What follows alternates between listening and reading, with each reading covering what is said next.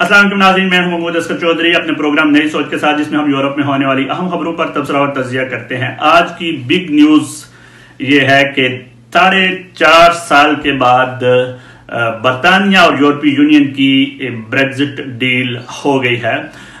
कल दोनों जानब के लीडरों ने बड़ी खुशी का इजहार किया और इसे एक क्रिसमस का तोहफा करार दिया कि आखिर बरतानिया अब एक डील के साथ निकलेगा, एक बाइज्जत तरीके से निकलेगा। इस पर हम बात करेंगे कि क्या डील हुई है और अभी तक की जो इतलात हैं वो उसके लिहाज से हम क्या जानते हैं, उस पर गुफ्तगू करेंगे। दूसरी खबर हम शामिल करेंगे बरतानिया के शहर बर्नले से, जहां से पाकिस्तानी नजाद Wajid Khan House of Lord के रुकन तैनात हुए हैं, जो कि न सिर्फ बरतानिया के लिए, बरतानिया के शहर बर्नले के लिए, बल्कि गुजरात और खारिया के लोगों के लिए भी एक बहुत बड़ी न्यूज है।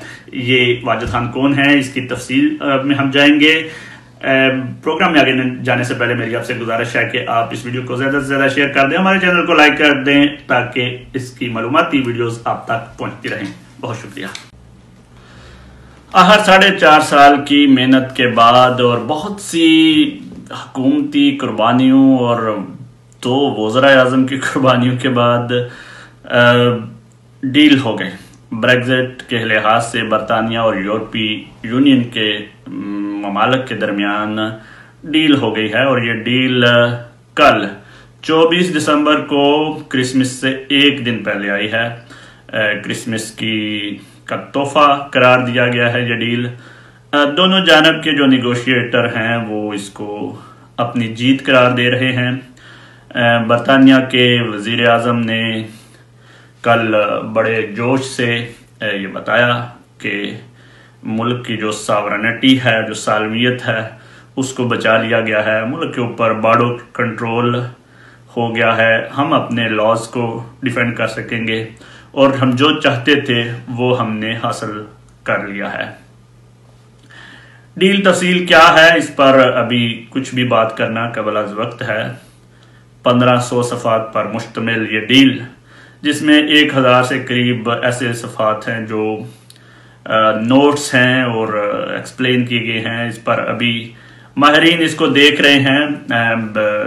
जो निगोशिएटर्स हैं उनको दिखा दिए गए हैं सफ़ात, उस पर अब गौर किया जाएगा। 30 दिसंबर को बरतानिया ने अपनी जो पार्लियामेंट है इस पर बहस करेंगे, वोटिंग करवाएंगे।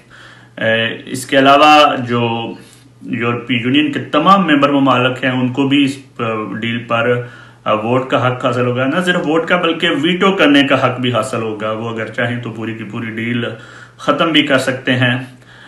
लेकिन बहरहाल एक बहुत बड़ी परेशानी थी, एक बहुत बड़ा दर्द सर था बरतानिया के शहरियों के लिए। कोरोना से पहले ही जो हालात हैं वो टाइट हो चुके हैं।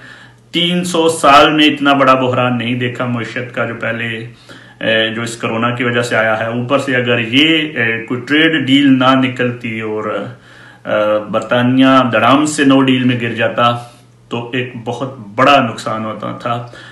कुछ ऐसे डिपार्टमेंट हैं, कुछ ऐसे फील्ड्स हैं जैसे चीज का या दीगर ऐसी चीजें जो कि बरतानिया में तैयार होती हैं, उनके फैक्ट्री मालकान का कहना था कि अगर डील ना होती तो जो टैरिफ है, कीमतें जो है वो 50% तक बढ़ सकती थी। इस ट्रेड डील के हवाले से जो हुकूमत की मुखालिफ पार्टी है, अपोजिशन पार्टी, लेबर पार्टी, उन्होंने भी कहा है कि बहुत ही थिन किस्म की डील है, लेकिन इसके बावजूद हम इस पर हुकूमत का साथ देंगे, क्योंकि नो डील से तो बहरहाल बेहतर ही है, क्योंकि नो डील हो जाती तो एक ऐसा बहरान पैदा होना था जो बहरान काबू ही नहीं किया जा सकता था। इस हवाले से बरतानवी वजीर आज़म बोरिस जॉनसन ने डील की कॉपीज अपने ट्विटर अकाउंट पर दिखाते हुए कहा कि ये क्रिसमस का तोहफा है और अगर आप पढ़ना चाहते हैं तो पढ़ सकते हैं। इसमें बरतानवी बिजनेस, बरतानवी ट्रैवलर्स यानी सफ़र करने वाले लोग और इन्वेस्टर जो हैं उनके लिए और सबके लिए ये एक अच्छी डील है। बहरहाल एक चीज को एक्सेप्ट करना पड़ेगा कि ये डील जो है इसका कम से कम ये फायदा है कि फौरी तौर पर जो बरतानवी मईशत है, जो बरतानवी अशिया हैं जो इधर से उधर आती हैं, उनके ऊपर टैक्सेस जो हैं उनका बहुत ज्यादा बोझ नहीं पड़ेगा। और अभी जो है वो इस डील के तहत उसी तरह चीजें यूरोप से इधर आती रहेंगी और यहाँ से यूरोप जाती रहेंगी। बहरहाल एक चीज ये है कि दो डिफरेंट मार्केट्स हैं, ईयू की अपनी मार्केट है और यूके की अपनी मार्केट है। तजारत की आजादाना तजारत का मतलब ये बहरहाल नहीं होगा कि जैसे सब कुछ पहले हो रहा था वैसे ही होगा। रेड टेप होगी, कस्टम चेकिंग होगी, चीज़ों के बारे में हर एक चीज़ के लिए असूल और ज़वाबत मुकर्रर किए जाएंगे। ये बात बहरहाल एक लिहाज से फायदेमंद है कि टैक्सेस उस तरह नहीं लागू होंगे जिस तरह के ये खतरा शायद जाहिर किया जा रहा था या खदशा जाहिर किया जा रहा था कि टैक्सेस बढ़ जाएंगे। दूसरी जानब मैंने आपको कहा था कि जो मेन इशू बना हुआ था वो बरतानवी फिशिंग के हवाले से था। बरतानिया का कहना था कि बरतानिया के पानियों पर सिर्फ उसी का कंट्रोल होगा, वो यूरोपीय यूनियन को एंटर नहीं होने देगा। लेकिन अब इस डील के तहत यूरोप जो है वो बार बार इस पर इंसिस्ट कर रहा था कि उनका हक होना चाहिए। फिर ये डील लंबी होती चली गई, 14 साल का अरसा मांगा यूरोप ने और बरतानिया 2.5 साल का अरसा देना चाह रहा था।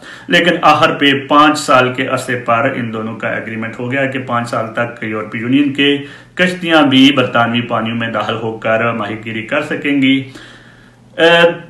668 बिलियन पाउंड की ये डील है, बहुत बड़ी डील है। इतनी बड़ी डील जो है वो ममालिक के दरमियान नहीं होती, लेकिन इसके सिवा चारा कोई नहीं था। इसके बगैर डील मुमकिन नहीं हो सकती थी। बरतानवी लीडर्स कहते रहे कि हम यूरोपीय अदालत इंसाफ से जान छुड़ा लेंगे और हम अपने मुल्क में अपने लॉज लागू करेंगे। इस हवाले से बहरहाल उनको कामयाबी हो गई है क्योंकि ब्रेग्जिट हो गया है। बरतानिया अब यूरोपीय अदालत इंसाफ के फैसलों को मानने का पाबंद नहीं है। इसके साथ सिक्योरिटी के हवाले से दोनों ममालिक के दरमियान मालूमात की रसाई के हवाले से जिस तरह पहले था कि हर चीज डाटा शेयर हो रहा था सिक्योरिटी के, टेररिज्म के हवाले से या दीगर मामलात में, अब भी बोरिस जॉनसन का ये कहना है कि ऐसा होगा, लेकिन बहरहाल उसके लिए उन्हें इजाजत देनी पड़ेगी। ये तो नहीं होगा कि सॉफ्टवेयर इकट्ठा शेयर कर सके करेंगे और इनको बाकायदा दरखास्त देना पड़ी करेगी कि हमें फलां चीज तक रसाई हासिल चाहिए, फलां डाटा हमें चाहिए। इसके अलावा जो दचका लगा है वो तालीम के मैदान में है क्योंकि इससे पहले बरतानिया और यूरोपीय यूनियन के मेंबरान के दरमियान स्टूडेंट्स के तबादले के हवाले से एक स्कीम चल रही थी जिसको एसएमएस स्कीम कहते हैं, जिसके तहत जो स्टूडेंट्स हैं वो मूव कर सकते थे एक मुल्क से दूसरे मुल्क में और जाकर पढ़ सकते थे। लेकिन अब वो मुआहदा खत्म हो जाएगा। अगर यूरोपीय स्टूडेंट इधर आकर रहते हैं या पढ़ते हैं तो उन पर इंटरनेशनल स्टूडेंट्स का कानून लागू होगा। इसी तरह बरतानवी स्टूडेंट्स अगर उधर जाते हैं तो उन पर भी डिफरेंट कानून लागू होगा। फ्यूचर में ये ख्याल किया जा रहा है कि शायद कोई एक नया मुआहदा साइन करने जाएं, लेकिन फिलहाल जो है उस पर अभी कोई इत्तेफाक राय नहीं। अभी तक की सूरत यही है कि वो ऐसा नहीं कर सकते। अलबत्ता आयरलैंड के साथ यूरोपीय यूनियन का मुआहदा है कि वहां पे स्टूडेंट जाकर पढ़ सकते हैं या उनका तबादला आपस में हो सकता है। 31 दिसंबर जो है वो लास्ट डेट है। जो यूरोपीय शहरी बरतानिया में आकर रहना चाहते हैं या जो बरतानवी शहरी यूरोप में जाकर रहना चाहते हैं और उनको अगर इन दोनों ममालिक के दरमियान हरकत करनी पड़ेगी तो न्यू इमिग्रेशन लॉज अप्लाई होंगे। इटली, फ्रांस ने इस हवाले से ऐलान कर दिया गया हुआ है। बरतानिया ऑलरेडी प्रोग्राम बना चुका हुआ है कि पॉइंट बेस्ड सिस्टम इमिग्रेशन लागू हो जाएगा। तो जो लोग 31 दिसंबर के बाद बरतानिया मूव होना चाहेंगे उनके लिए अब कोई होप नहीं रही, खत्म हो चुका है। इसके अलावा तजारत में जैसे मैंने आपको कहा कि आसानी हो गई है, टैक्सेस नहीं होंगे लेकिन रेड टेप होगी, बैरियर कंट्रोल होंगे, बॉर्डर कंट्रोल होंगे, तो कस्टम के हवाले से चेकिंग होगी, ज़ाहिर मुश्किलात होंगी। जो मेन चीज ये है कि ऐसा लगता है जिस तरह ये दोनों साइड्स विन विन कैसे ऐलानात कर रही हैं।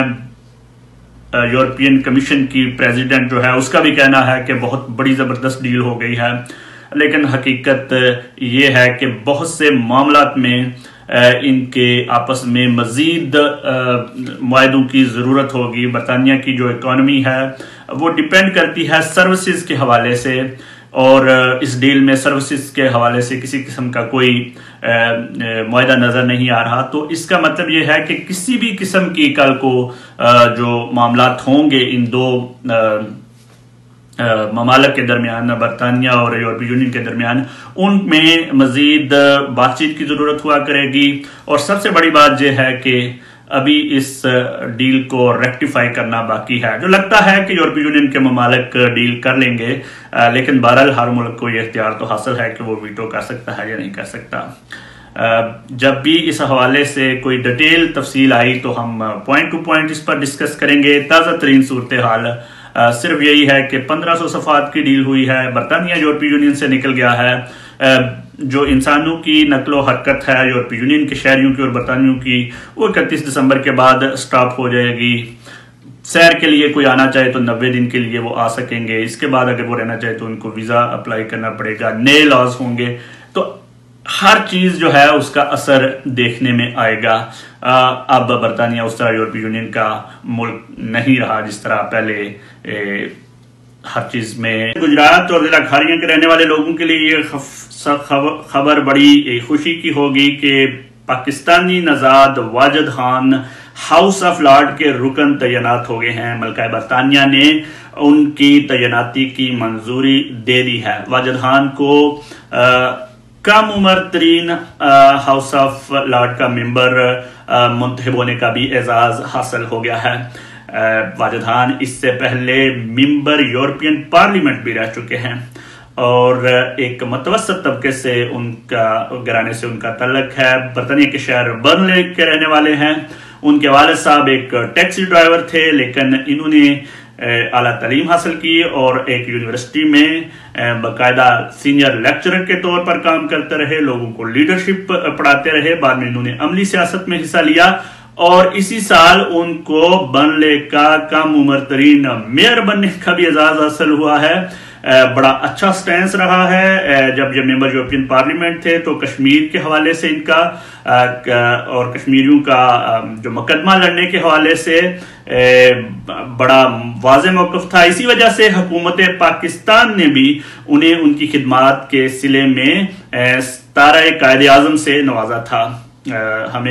हम जज्बा की जानब से उन्हें मुबारकबाद पेश करते हैं और दूसरी जानब हम ये उम्मीद करते हैं कि इस खबर को सुनने वाले दीगर पाकिस्तानी भी इनसे इनकी एग्जाम्पल को फॉलो करेंगे और मकामी सियासत में हिस्सा लेकर अपने मुल्क का नाम रोशन करेंगे।